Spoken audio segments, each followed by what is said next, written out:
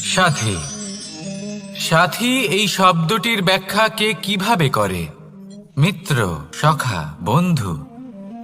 কিন্তু অর্থ একটাই, তিনি যিনি আপনার সঙ্গী হন আর তিনি যার সাথী আপনি হন।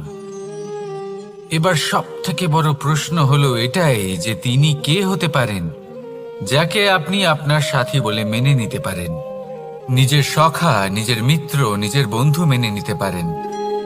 আপনার সাথী হলেন তিনি যিনি দুঃখের সময় আপনার পাশে থাকবেন, আপনার হাত ধরে থাকবেন।